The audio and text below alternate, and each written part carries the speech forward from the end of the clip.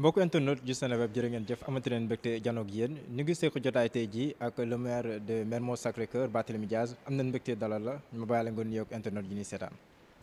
di leen di gërëm yéen waa Seneweb ci invitation bi di leen di sant di leen di encouragé tamit ci liggéey bi di nuyu tamit mbokki internetu Seneweb yu ñuy suivre.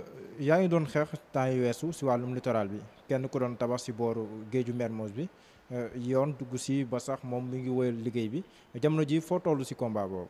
mais combat boobu yàgg naa ko wax nee naa du suma combat c'est le combat du peuple sénégalais particulièrement du peuple dakarois wante Dakarois. est-ce que wéetoo si combat bi kon.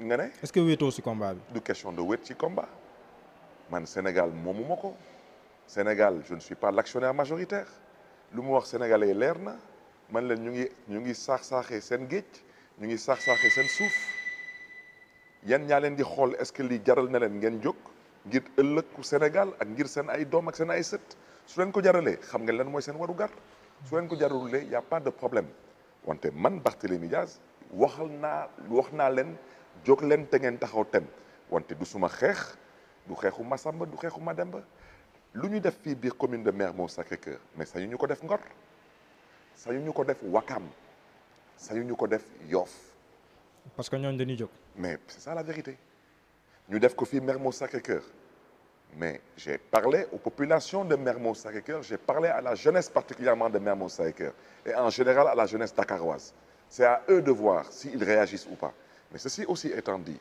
ñu nga xam ne ni ñoom ñoo tabax mais lu ci kanam raw li bët seul Dieu sait de quoi demain est fait ma leen di jox benn exemple du ñoom ñoo jóg ne dañuy dem jëli ji Eden Rock fokkati ko ci loxo Karim Wade ak Bibo Bourgi da ngeen gis turu Karim Wade fenn Bibo Bourgi mën nañ toog fi ñu ne Bibo Bourgi amul alal pour tabax Eden Rock ce n'est pas vrai mais quand le régime a changé ils ont décidé de récupérer Eden Rock ils l'ont fait je veux que les propriétaires de cette société qui s'appelle Certem qu'ils m'écoutent religieusement su ma baat ci kaw li ci kanam raw li bët dañ tabax rek parce que nous on a encore le temps man bokkuma génération ak Macky Sall bokkuma génération ak Khalifa Sall te ñu ma bokkal génération am naa yaakaar ci ñoom. saa su ne day mel ni menace day ñëw say kàddu. du menace wax nga ko si siège APR dañ leen di wax yaa ngi koy waxaat fii. je le dis je le répète le jour où je ferai partie de ceux qui arrivent aux commandes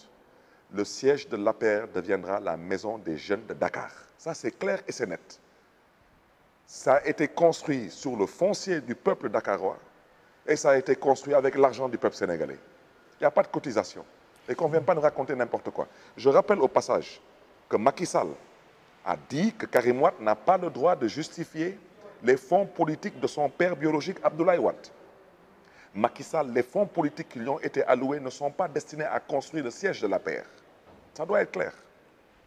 ñu wax léegi si wàllum politique jamono ji wàllum troisième mandat mu neen wax ne que moom mooy xew Guinée moom moo xew Côte d'Ivoire mu tombé aussi benn jamono boo xam ne am na poursuite bu nu nemmeeku Mali situation Mali Côte d'Ivoire situation Mali CEDEAO nu mu réagir am ñaari njiitu réew yoo xam te ne ñu ngi bëgg a daagaan baatu askan wi troisième mandat nu jàpp ne dëppwul ak constitution bi ndax gis nga lien entre li xew Mali ak li xew yeneen réew yi ndax tamit dëkk CEDEAO yi Guinée Côte d'Ivoire Alpha Condé ak Ouattara am nañ légitimité pour wax ak population malienne yi. La CEDEAO je ne parlerai pas de la CEDEAO par mépris la CEDEAO elle est à mépriser parce que dañuy wane seen bopp dañuy wane ni que démocratie ñoru leen dañuy wane ni que ëllëgu CEDEAO ñoru leen dañuy wane ni que sax ëllëgu seen askan ñoru leen comment est-ce qu'on peut défendre un homme comme IBK naka lañ ko mën a défendre moi je connais IBK je l'ai pratiqué avec Ousmane Tanor Dieng l'homme qui est devenu ce qu'il est devenu là n'était pas IBK parce que IBK était un homme d'État bu amoon benn discours panafricain un discours citoyen patriotique dem ba ci biir soppeeku di jël ay nit di leen dëkkaloo fu ñu dëkkul leen di galgal dem ba di complot pour ñu jël soo opposant di ko kidnapper pour nga mën a dëpp kees ne da nga gagné élection mais yàlla mooy buur bu mag ji mooy àtte naka ngay gagné élection teguñu ci sax ñaari at askan wi génn ci mbedd bi na la waxutuñu sax waxu élection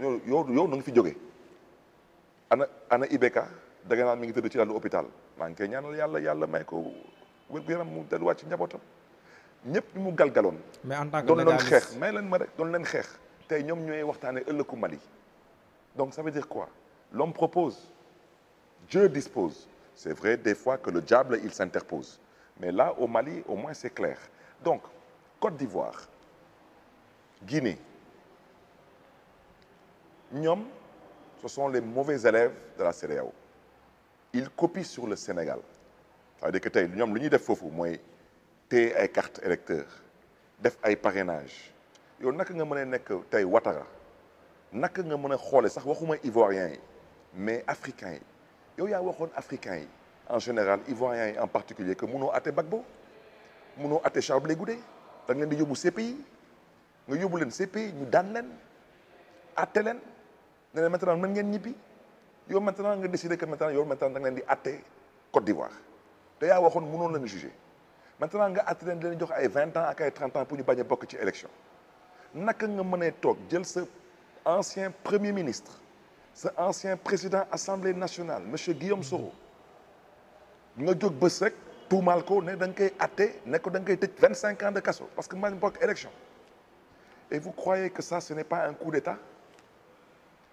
Ouattara peut le faire moo tax man may interpeller la France et j'insiste encore parce que le président Macron quand il a été élu il a suscité de l'espoir auprès de nos générations. Il a suscité énormément d'espoir parce qu'on s'est dit c'est un homme moderne, un homme jeune. Mais si Macron pense que c'est la France qui va tirer les ficelles, il se trompe lourdement. La jeunesse africaine n'est pas disposée à s'aplatir. La jeunesse africaine est disposée aujourd'hui à travailler dans le cadre d'un partenariat avec la France, une alliance avec la France. Mais il n'est pas question aujourd'hui de piller l'Afrique. Il n'est pas question aujourd'hui de ridiculiser l'Afrique. Pourtant président Macky Sall avec des valets qui sont envoyés ici pour servir les intérêts occidentaux. Ça suffit. président Macky Sall demoon na France fan yéen weesu waxtaan leen ñàkkul si mbirum Mali waxtaan leen mbirum koom itamit ndax nekkul loolu la ñu xaar si président Macky Sall mu gën a ñoŋal coopération bilatérale bi dox si diggante Sénégal ak France. mais président Macky Sall balaa ngay dem France ne da ngay waxtaanee coopération bilatérale wala multilatérale mais da ngay dem ñu convier la il n'a pas été convié il a été convoqué c'est différent.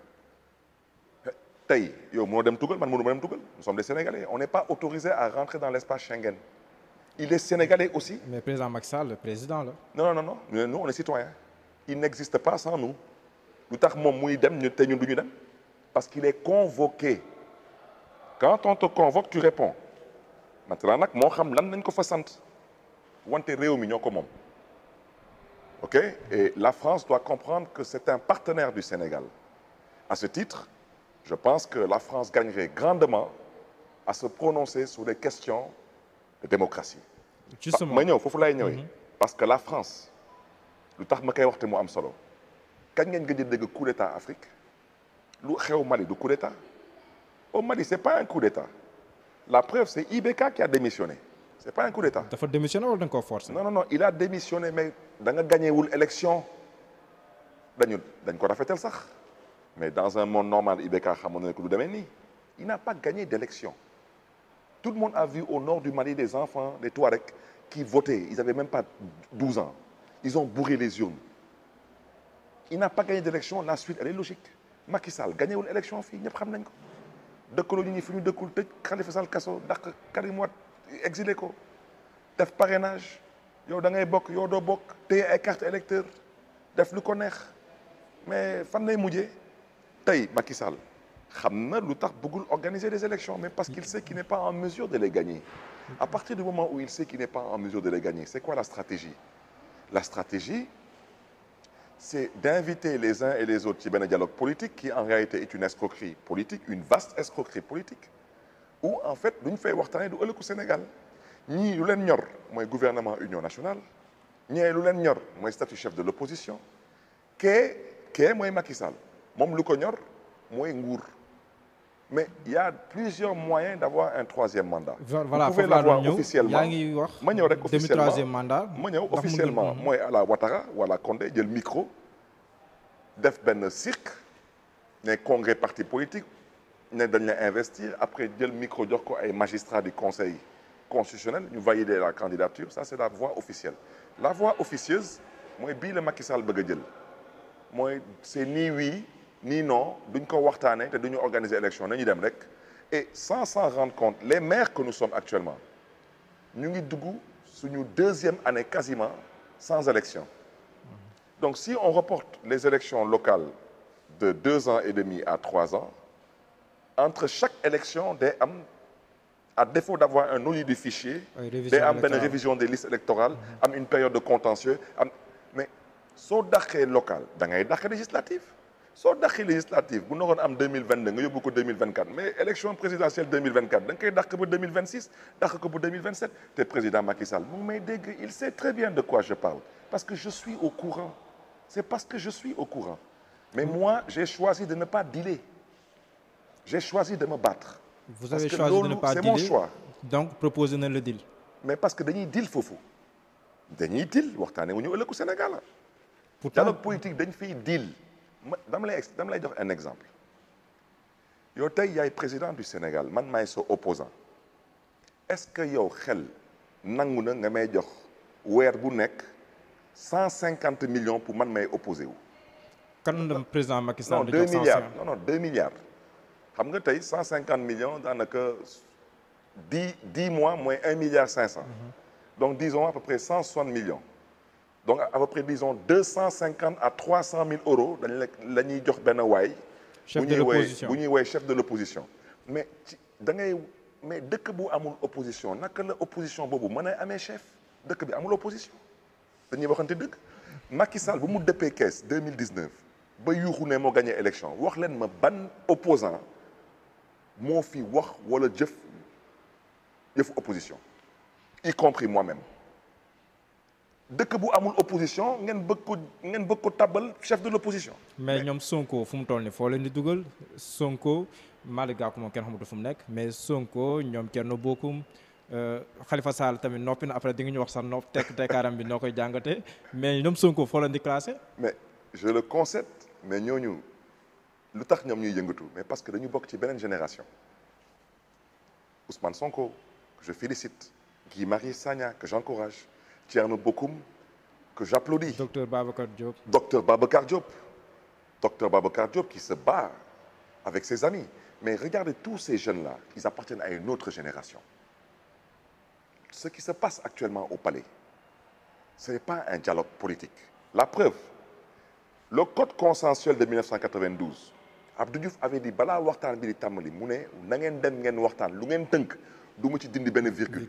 yéen big rek dañuy toog ñu dégg na ni que opposition bi ak Macky Sall déggoowuñu ci chef de parti politique et président de la République déggoowuñu ci bulletin unique. Comment Macky Sall peut refuser le bulletin unique au vote au Sénégal? Ça se fait partout dans le monde aujourd'hui. Il coûte moins cher, il y a moins de possibilités de fraude, mais parce que Macky Sall mi ngi ci ay tànku 3e mandat. Donc, avec la complicité de ténors de l'opposition. Beaucoup des ténors mais de ténors de l'opposition. Il a décidé de dealer entre guillemets avec les soi-disant ténors de l'opposition. Et il a oublié que c'est la jeunesse qui va décider. Est-ce que vous avez Idrissa Seck et Khalifa Sall? Non, man, je ne cite pas de nom. Les noms ne m'intéressent pas. Idrissa Seck, je le répète, je réitère mes propos. C'est un homme pour qui j'ai beaucoup de respect et de considération. Mais là, on parle du Sénégal. Le Sénégal est plus important qu'Idrissa Seck et surtout beaucoup plus important que moi-même. Idrissa Seck, chef de l'opposition? Non, je reviens à ce que je vous ai dit. Il ne peut pas avoir de chef d'une opposition qui n'existe pas. Qu'est-ce qu'on ne comprend pas ici, là? Abdoulaye Wade. En 91, Abdou Diouf di lancer un appel au chef de l'opposition. Il a dit, j'appelle Maître Abdoulaye Wade, chef de l'opposition significative et parlementaire. Cette phrase continue à résonner dans ma tête et j'étais jeune. Abdoulaye Wade était le leader de l'opposition parlementaire, parce que moi, Amon, la majorité de l'opposition. Il était le leader de l'opposition significative, parce que tous les partis d'opposition, PIT, LD, AJ, tout le monde reconnaissait son leadership et le leadership du PDS. Moi, j'ai soutenu Idriss Seck, qui n'est pas mon leader, mais qui reste un homme que je respecte. Idriss Seck n'est pas mon leader. Je l'ai soutenu. Donc, dire que c'est le leader de l'opposition, tout de même, respectons les Sénégalais. Mais c'est pas, la question ne se trouve pas là. La question, c'est à qui profite cette escroquerie politique? Il faut faire un gouvernement d'union nationale. Il faut le faire et que la vitrine soit belle. Donc, l'opposition est dans le gouvernement. Le chef de l'opposition est dans le gouvernement. Mais c'est quoi l'objectif? C'est qu'ensemble, on doit être d'accord sur le report des élections. Donc vous, l'opposition, vous devez demander l'audit du fichier. Auditer quel fichier? Il y a plus de 3 fichiers. On audite lequel? On audite le fichier du parrainage avec lequel on a liquidé Khalifa Sall. mais parrainage sax bokkul ci local yi. Non, ma ñëw rek. Avec lequel on a liquidé Abdou Mbaye, avec lequel on a liquidé Thierno Alassane Sall, etc. On audite le fichier de l'élection présidentielle. On audite quel fichier on audite? On audite quel fichier? Donc, est-ce que vous croyez que le Sénégal aujourd'hui a besoin de dépenser des milliards pour aller ñu dem wuti ji ay nasaraan bitim réew pour ñoom ñu ñëw fii Sénégal di ñu auditer suñu fichier ñun ñii ñu xool est-ce que yow Mohamed yaa ngi ci fichier bi wala est-ce que man mi maa ngi ci fichier bi comme si au Sénégal il n'y a pas des spécialistes des questions électorales. C'est la raison pour laquelle je dis que lu Macky Sall nekk Sénégal il est en complicité étroite avec ceux qui se disent être les leaders de l'opposition mais qui en réalité sont les dealers de l'opposition. Et je m'excuse encore, mais il est question d'éveiller les populations sénégalaises parce que ce pays, les politiques ont démissionné. Un homme politique doit comprendre que dans une démocratie qui respire, il y a un pouvoir et une opposition. Nit da ngay doylu te da ngay gore. Le peuple a dit que tu es opposant, tu t'opposes. Mais tu ne peux pas vouloir être opposant et en même temps aller manger au palais. Ce n'est pas possible. Et qu'on arrête de nous raconter n'importe quoi. Ensuite, ci dëkk bu ndóol ni Sénégal démb ci guddi Dakar da doon taw ñaata nit ñoo nelawul démb ci guddi di teg ay panne di teg ay sio ndax ndox buy tug yow nga bëgg a jël benn nit moom kese moom kepp moom ndong nga koy jox 200 millions par mois quasiment pour muy opposé wu. Il s'oppose par rapport à... Non, mais s'il vous plaît. Il s'oppose par rapport à qui? Il s'oppose par rapport à quoi? Il s'oppose pour qui? Il s'oppose pas pour moi. Woote nañ fi pétrole gisuma leen. Woote nañ fi gaz gisuma leen. Woote nañ fi suuf gisuma leen dégguma leen. Kon nag moi il ne me représente pas. nañu dóor seen lu ñuy dóor mais nag nañu xam ne ni que dëkk bi moomuñu ko maintenant wax ji mooy lan na président Macky Sall wax élection yi kañ la parce que élection ñëpp ñu nekk ci dialogue bi ce n'est pas à eux de signer le décret qui convoque le corps électoral c'est à Macky Sall.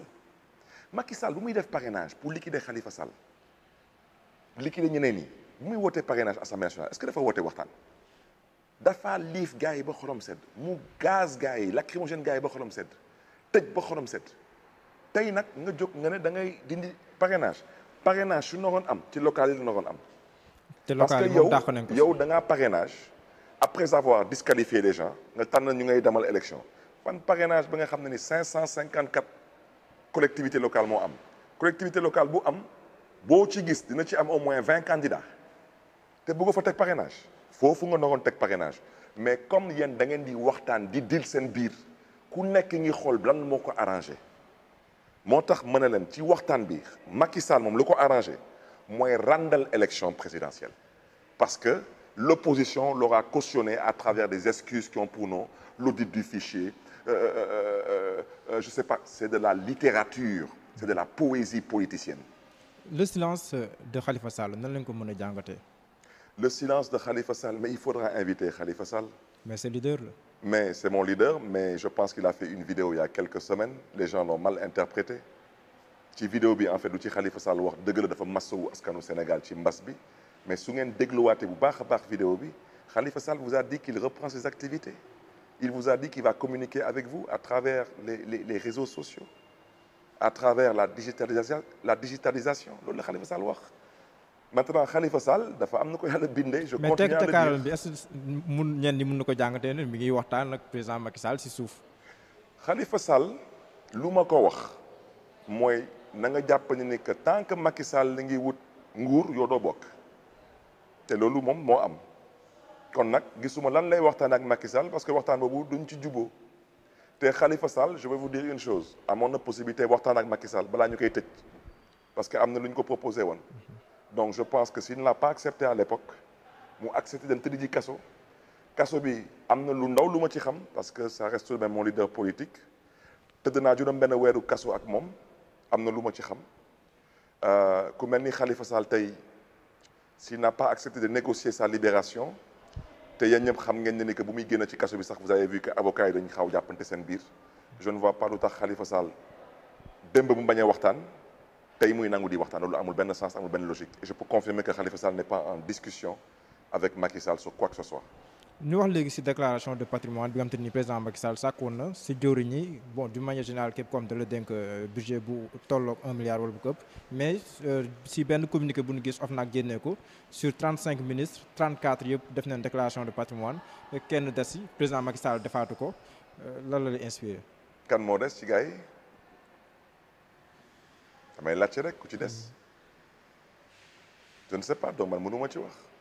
Ensuite déclaration de patrimoine bi ci man amul solo lu tax amul solo parce que ça ne se rend pas public donc yow doo xam ministre bi lan la amoon balaa ñu koy fal ak bu muy jógee ci ministère bi lan la am donc déclaration de patrimoine bi je pense que oui sur le principe c'est bien qu'on le fasse mais quelle est l'utilité de la déclaration de patrimoine maintenant il y a aussi des questions de sécurité tey mënuñu toog tey ñu ne ministre bi moom immeuble bi kër bi suba dëkk bi tàkk gars yi dem taal ay immeuble am su fa amee nag ay nit yu nga xam ne du ñu politique te ñoom foofu nañuy loué kër ñu ñëw taal seen ay kër parce que kër bu immeuble boobu ministre bi moo ko moom ça ne se fait pas non plus et puis tamit au Sénégal aussi il faut qu'on se dise des vérités. le fait que président Macky Sall defaatu ko aussi ndax jàpp nga ne ndax loolu sa xel mën na koo nangu.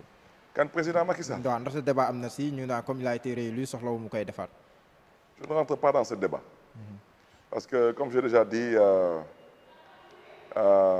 président Macky Sall fu ñu koy xaaree man du ci ay déclaration de patrimoine man fu may xaaree tey président Macky Sall mooy sur des questions de bonne gouvernance sur des questions de transparence la déclaration de patrimoine la preuve bu muy wax ne dafa am juróom-ñetti milliards c'est très difficile de le comprendre et de le concevoir ci nit bu nga xam ne ni xamaluñu ko liggéey ban liggéey lay def à part nekk membre du gouvernement day béy day commerce day entrepreneur la lan lay liggéey. ñu wax ci laaj bu mujj bi Auchan bu Sacré-Cœur ak coowul suuf bi ci amoon 37.5 et cetera mën nañ wax ne que le juge décision mu jël mooy Auchan am na fa jóge en tant que maire de Sacré-Cœur ban commentaire nga ci def. non en fait ñun signé wuñu woon avec Auchan dañu signé woon avec une autre structure. 37.5. voilà ñoom ñoo mujjee malheureusement rompre seen part du contrat pour des problèmes de loyer man damay biralaat wax ji bon suuf ji man moom moo ko commune bi moo ko moom. donc lu nga xam ne ni wax dëgg yàlla ce sont les recettes de la commune ça on ne peut pas malheureusement waxaale lu mel noonu donc tey je pense que le groupe Auchan su ma juumulee je crois qu'ils ont déjà manifesté leur intérêt à rester sur le terrain de la boulangerie jaune pour le bien-être aussi bien sûr des populations et je pense que en négociation avec les conseils juridiques de la commune de Mermoz Sacré-Cœur je crois que le service juridique du groupe Auchan trouvera un terrain d'entente avec la mairie de Mermoz Sacré-Cœur pour rester sur le terrain de la boulangerie jaune. merci beaucoup Bart amoon nañu mbégte waxtaan ak yow ma bàyyi la nga tàggoog internet yi. mais di leen gërëmaat leen santaat yéen waa Seneweb ci invitation bi j'espère que ci waxtaan bi sénégalais yi am nañ luñ ci jàngat j'ai pris une décision mooy semaine bi yëpp dinaa wax di waxatiwaat di waxaat pour que sénégalais yi xam ne ni que ñu ngi leen di jéem a wër ndomb te lu tax may ne que semaine bi yëpp dinaa wax di waxaat. parce que dama bëgg Macky Sall mu xam ne ni que Sénégal moom moo nar a delloo njukkal Sénégal parce que Sénégal jox nañ ko lépp dañ ko jox bopp jox ko lépp parce que nag dañ ko fal dëgg nag mu faat boppam wante nag lépp lañ ko jox te tamit mu xam ne ni que lu ko Sénégalais yi ji du lii dañ ko ji teranga bu mu ñu indil ay te waxu troisième mandat wala demi troisième mandat wax dëgg yàlla na ko teg balaa teex te mu xam ne ni que tamit c'est un père de famille je ne le menace pas je lui demande d'ouvrir ses yeux ça reste un homme intelligent mu xool ce qui s'est passé au Mali IBK est couché dans une clinique à cause d'un malaise gor moomul yenn yi tey Macky Sall il peut quitter le pouvoir dem këram Mermoz toog fa di brot ak ay doomam Sénégal jëm kanam mais faut pas que le président Macky Sall fasse un forcing de façon officielle ou officieuse sous le troisième mandat c'est antidémocratique te ñu mu nekkal palais di waxtaan ak ñoom ndax xam na ni que ñoom du ñu askanu Sénégal ils font partie du peuple sénégalais mais ils ne sont pas le peuple et ils ne parlent pas au nom du peuple ils dialoguent pas au nom du peuple. jërëjëf Barthélémy Dias jërë ngeen jëf yéen mbokku internet yi ñu doon topp dig leen daje si lu yàggatul dara ak beneen kilifa incha allah jaa ngeen jëf.